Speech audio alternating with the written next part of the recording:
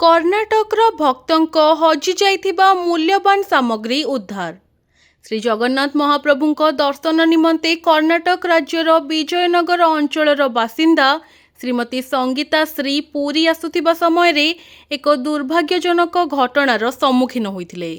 चंदनपुर और मालतीपाटपुर मध्यवर्ती अंचल रे तांकर एक भ्यानिटी बैग हजि जाइथिबा से जानिबाकु पाइले।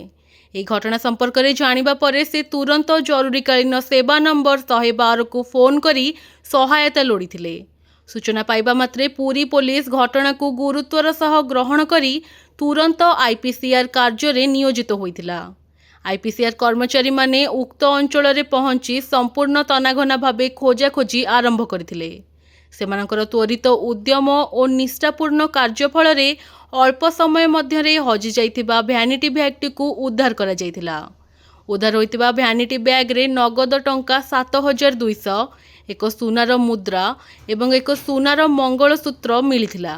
परवर्ती समय रे पुरी पुलिस रो आईपीसीआर टीम भक्त रहुथिबा लॉज को जाई यथायथ परिचय और जांच परे समस्त सामग्री को सुरक्षित भावे श्रीमती संगीता श्री को हस्तांतर करथिले। निजर हजि जाइथिबा मूल्यवान सामग्री अक्षत अवस्था पुनर्बार फेरी पाई श्रीमती संगीता श्री अत्यंत आनंद प्रकाश करथिले। से पुरी पुलिस रो त्वरित प्रतिक्रिया सतर्कता दायित्वबोध पाई प्रशंसा करबा सह हृदयरु धन्यवाद जणाइथिले।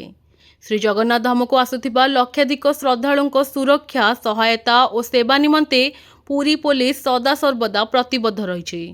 कौनसी जरूरी परिस्थिति रे भक्त माने निर्भय रे जरूरीकालीन सेवा नंबर 112 किंबा पुरी पुलिस रो सहायता नंबर रे जोगाजोग करि परिबे। उड़ीसा पुलिस का बहुत बहुत आभार है जो कैश और हमारा ये जो वापस दिया है। Thank you.